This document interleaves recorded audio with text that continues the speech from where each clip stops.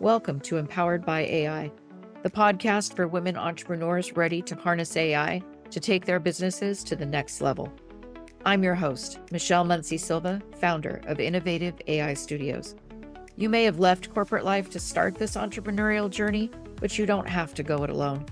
Here, you'll find a supportive community of like-minded women and an invaluable thought partner each week, as my guests and I share actionable insights you can use right away. So let's dive in together. Miss Marcia, I would love to introduce you to our friends. You are an absolutely multi-hyphenate individual. You have deep experience in ethics, law, leadership, and wellness, because apparently you have more hours in the day than the rest of us. Not really. Not really. Today, we're going to zoom in on generative AI, and I know it probably touches on a lot about that, but why don't you give us a little bit of background about you first? I think you pretty much said it all, but from the purposes of AI, I got interested in AI several years ago, back before people were thinking about generative AI, because as your listeners probably know, it's been around since the 50s. And we've been using it in ways that we're not even aware of. But as it relates to generative AI, I started getting very interested in it right after ChatGPT first came out.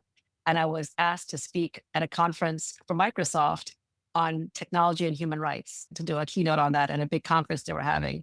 And I started talking about ChatGPT and what I thought it might do to education for all kinds of things. And so ever since then, I've been focusing on AI governance, ethics, privacy, what regulations should look like. And I'm super passionate about the topic. And I'm interested in your personal definition. How do you define ethical AI use when it comes to small businesses, entrepreneurs? And so I think it just means using the technology to advance whatever your mission is without ever compromising your values or anyone else's humanity. So every business should have a mission statement, a value statement, but most people don't, especially small businesses. But if you're a solopreneur or entrepreneur, you've already thought about what you will and won't do, where your ethical lines are. You've got to bring that to AI use as well. So think about how transparent are you when you use AI? How are you protecting the data? If you have a diary and you protect that with your life, protect that data, whether it's somebody else's, your customers, or your own. And think about regular bias checking. Just like you reconcile all your books at month's end, do a bias check on a regular basis. So when I think about ethics, if it helps you better, if AI helps you better, helps you serve the people you serve better, but you can also sleep well at night, then you're on the right track. And you framed that so beautifully when you were a speaker at AI Renaissance. You did that "what would you do" format, and I think it really sparked some thinking. Why do you think it's so important to frame it in that way when it comes to ethics? One of the things I do is I teach about ethics and technology, and it can be super theoretical, but you don't really feel it. It doesn't really stick until people feel that tension. So not when they hear a lecture. So if I ask you, would you keep 90% of your team or would you fire 90% of your team if an AI algorithm promised double the profit and it's make or break time for your business? Then you really think about it, as opposed to something very ethereal about human in the loop. And let's think about ethics. You're like, oh, this is my business. I don't know. What would I do? And sometimes it forces us to make some hard choices. So that gut check is step number one. And then you slow down and ask yourself, who wins, who loses, and what might headlines look like if something came out about your business? So when you shift from instinct to be able to reflect, it helps you get an integrity reflex. And then you can rely on, because really integrity and ethics is what happens when no one is watching. And when I did the AI Renaissance event, I have this kind of framework that I call EDGE, right? So the end goal, this is your E. Does this serve my mission, or is it just serving the bottom line? And again, there's nothing wrong with the bottom line. We all need that. We've all got bills to pay, right? But is it serve that mission? That's why I asked at the beginning, what is your personal mission? What is your value statement? D, for the data. Are you collecting data? You're collecting what you need, and are you guarding it like it's cash, right? Your G, for the governance. Who's the adult in the room that's reviewing the AI's work before it goes live?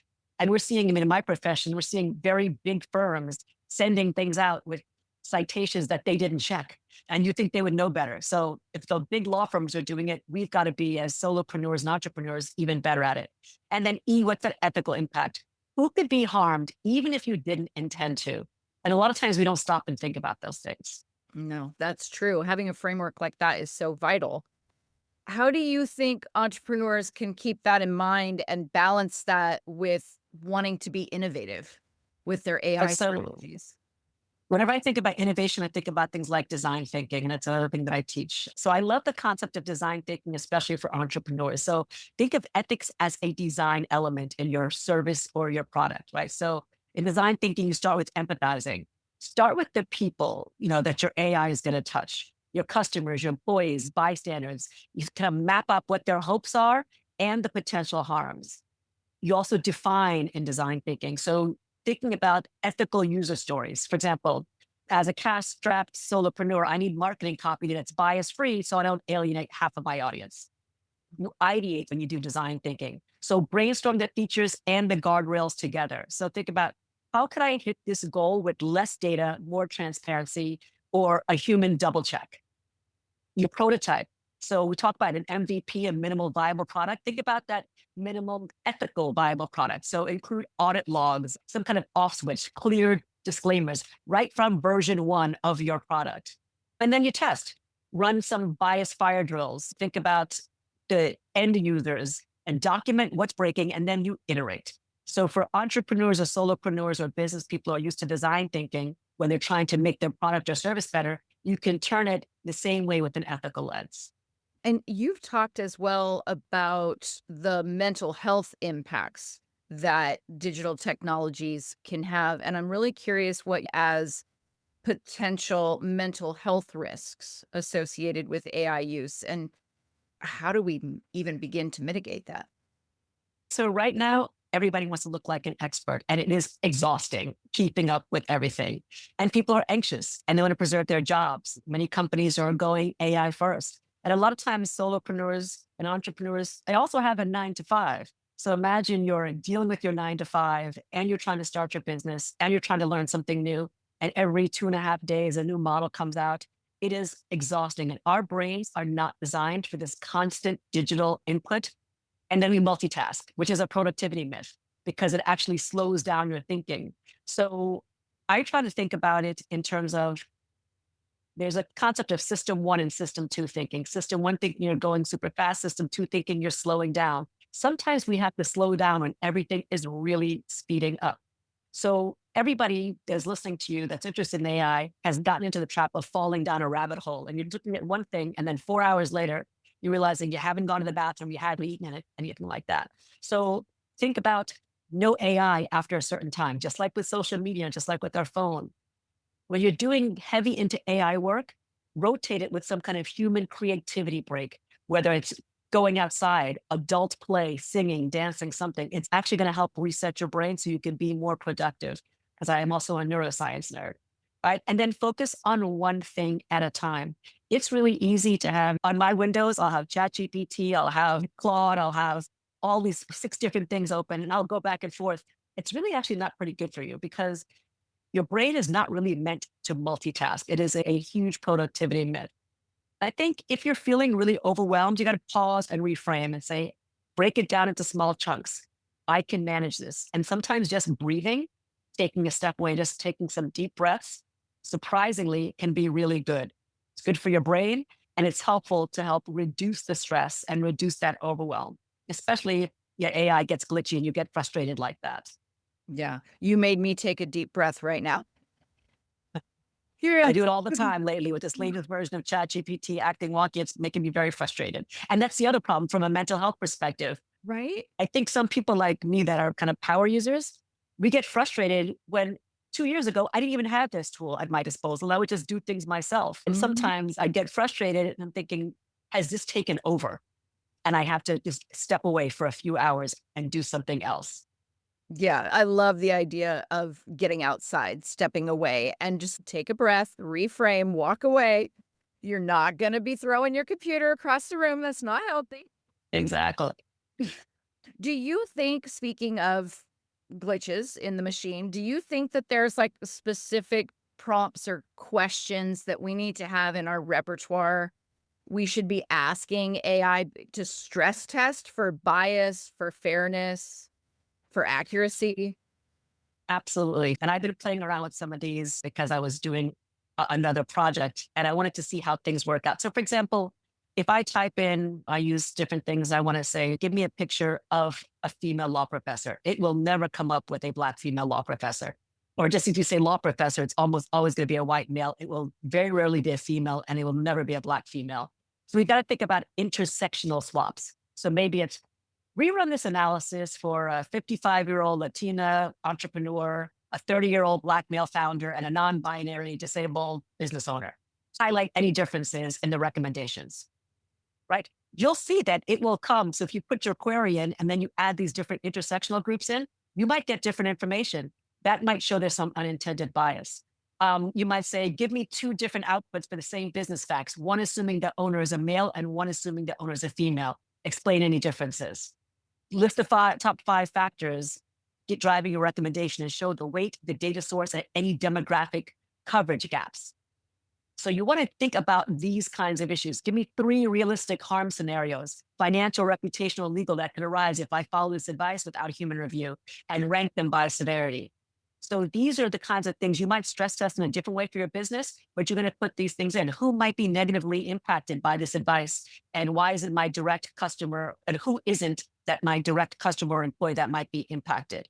Give me 2 stakeholder groups and the nature of the risk, because we don't ask these questions. And when you ask these questions, you want to log what those outputs are and score them and revise or escalate. So remember, I went back to that design thinking. You're going to prototype, you're going to test, you're going to iterate and think through these. And eventually it's going to become second nature that you're going to be doing bias testing as a normal part. It's not going to be a chore. It is going to be basically your strategic quality assurance loop.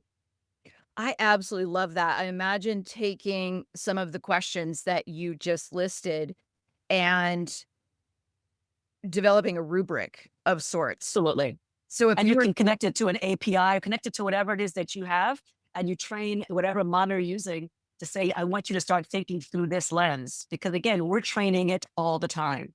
that is absolutely amazing, because I'm almost thinking of like case donors, persona teams, or maybe if I'm creating a custom GPT for my business and I want it to really get to know my business, I'm including this as a series of expected questions with a rubric. Oh my God, that's the possibilities. The possibilities are Ooh, endless. that is so juicy. Oh, that's so juicy. And And somebody like me thinks about this all the time, every day, because this is what I think about. The normal business person that's thinking about their P&L, they're thinking about their cash flow, they're thinking about their marketing, they're thinking about their social media plan, isn't doing this. So we have to train ourselves to remember to ask these questions. So if you make it automatic, we don't have to think about it anymore. so this is why it's so important to talk to you. I love it. So you actually have talked about in a previous LinkedIn post some concerns you have about people being ready for things like this. What you would realize once you hear it, wow, that's necessary. That is a vital part of any team that I build. If I'm going to build a Mhm. team of AI agents, what do we need to be thinking about as foundational steps that we can take to build this AI literacy? AI literacy is interesting because everyday things change, right? So people, depending on where people are, there's courses on Coursera, there's Microsoft has had courses, Google has been reputable things on YouTube. There's She Leads AI, which both of us are a part of, which is I'm really thrilled because it's an organization that's meant to help women really step in to their power with artificial intelligence, because I believe that women have to lead this for a whole lot of reasons, which could be the source of a whole other podcast episode. But think about looking at no code AI tools. I mean, at this point, you don't have to be a coder to play around with things. Use a low risk task, right? And then start think about when did this work? What didn't work? What kind of wild ideas? And then be curious first and then start investing your money. And again, join communities, join local tech meetups, but never be afraid to ask, quote, dumb questions, because everybody is learning. And I think the most important skill, yes, we absolutely need to have AI literacy, and we need to start that when the kids are really young. But don't forget those, quote, soft skills. So for those people listening and not watching your video, I've got the air quotes for soft skills, because those are the skills that are more critical than ever when we're dealing with disruption. And that doesn't just come from me. That comes from the World Economic Forum Future of Jobs report. That's when basically the Illuminati of the world meet in Davos, presidents, business people, and decide the fate of the world. And every couple of years, they put out this Future of Job reports, the top 10 skills needed. And this is by employers and business people. Most of them relate to these quote soft skills. This is analytical thinking, number one among employers. 7 of the top 10 companies consider essential. That's followed by resilience, flexibility, agility, leadership, and social influence. So we can learn all the tech skills we want, but as we are thinking about how are we going to manage agents, what does it look like for an AI world, a post-labor economics world? What does this all look like? These soft skills, we talk about the human in the loop, are even more important. And how do we assess as a solopreneur or as a small business owner? You've pointed out, I don't necessarily think with this same lens that you're bringing to the table. How do I assess my readiness to integrate AI into my business ethically as well as effectively? I think you do, just like every business should do, a gap analysis, right? What is the quality of the data? Where are you getting it from? And how are you using it? What are the gaps in your talent pool? Who are you hiring and who are you working with? What regulatory exposure do you have? And that's a little difficult right now because rules and regulations are all over the place. And then customer trust. And if you were to do a gap analysis and kind of figure out where you were, if you think you score low in 2 or more of these areas, then you need to slow down and shore up before you start scaling to go more. But when you're thinking about readiness, if you don't have this, it's table stakes to have these basic things before you think about automation, before you think of AI. I love AI and business. I worry that too many people are jumping in without thinking about some of the fundamentals first, the fundamentals of their business, the fundamentals of who's working for them, again, where they're getting their data, do their customers trust them, and are they confident that they can think through an ethical lens and that they will be comfortable maybe sacrificing some financial gain for a short term because you want to do it right. And I know you brought up that one of the places that you're learning and having these conversations is in community. Are there specific resources? I know we already brought up She Leads AI. Are there other communities that you would recommend as well for entrepreneurs that want to stay informed, they want to stay engaged with these types of conversations? I like AI Salon. I mean, there's just so many, and every day new ones come up, and I don't want to vouch for other kinds of organizations that I am not directly part of. I'm part of some that are very niche that relate to either women or people of color or lawyers, because I think it's really important also that you go with people from a business perspective that have similar businesses to you, right? So the issues that lawyers are dealing with AI are very different than the people who have a Shopify store, for example. Very different kinds of issues. So there's some that are baseline, but figure out what people are doing in your industry, and that's where I would start. Small Business Association has a guide to AI. It's very basic, but they have a glossary. And I think I mentioned that there's free courses, LinkedIn Learning, Coursera, Microsoft, others. NIST has AI risk management framework, and they have workshops for people at all levels. So there's lots of different ways. There's a lot of information out there. Again, it's a matter of finding organizations that you trust. And more importantly, not getting so overwhelmed by the information, because it can be enough to just make you more stressed when the thought is that AI is supposed to help you be less stressed in your business. Yeah. Yeah. I think one of the things that has helped me the most with that is the conversation, because if I'm reading something or I'm exposing myself to a document, that's where I get, oh my God, all these people, they already know all this stuff and I'm just learning it. But it's in the conversations that you have with the other people in the room, whether it's a virtual room or an in-person room, that help me slow down a little bit, as well as feel like, oh, okay, hey, I'm not alone in feeling it this way. I'm hearing a lot. And that's really important, right? Because you have to be comfortable saying, I don't know this. And I don't know this yet, by the way. Let's reframe it for the brain, because it's so easy to get overwhelmed, to feel stupid, to feel like I'm an imposter. I don't really know this. Most people are now getting up to speed. And people who are listening to your podcast, by definition, are already ahead of most people. because at least they're interested, at least they're thinking about it. And as we're looking at the reports that are coming out in the news about entry-level jobs going away, middle managers going away, the knowledge workers suffering, we've all got to keep up with it. But that's why being in community and talking to other people and getting ideas and collaborating, there is so much need for knowledge that this is the time to collaborate and not to compete. And I think that as people are listening to this, they're going to want to collaborate with you. So I'm wondering, what's next for you in this space? Is there anything that you're excited about right now in the intersection of AI and ethics?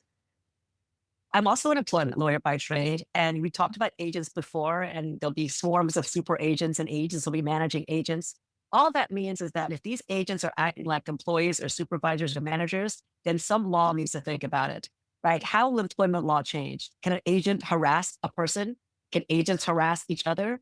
What does it mean? And so those are all things that I think are really interesting. So I'm looking at that from a policy perspective because I think regulators have to think about this. I'm working on a book on ethical leadership in a time of disruption using neuroscience and behavioral economics principles. And I'm also passionate about, again, thinking about AI in the future of work. How does education need to change from K through 12 through higher education?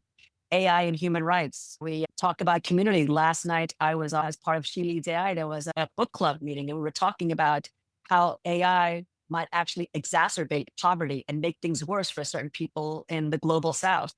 And then also what AI regulation could look like and should look like in the future. Yeah. And these are such vital conversations. And I agree with you when you said earlier, women really need to be in the forefront. So thank you so much for introducing us to this reference point. And I am so very much looking forward to having more conversations with you in the future. Thanks so much for having me. I really appreciate it. It's been a lot of fun. Thank you for tuning in to Empowered by AI. If today's episode sparked ideas, don't wait. Follow the link in the show notes to visit innovativeaistudio.com and download your free resource, created to help you put today's insights into practice. Be sure to subscribe so you don't miss out on future episodes packed with more tips, tools, and inspiring stories. Until next time, stay empowered and keep innovating.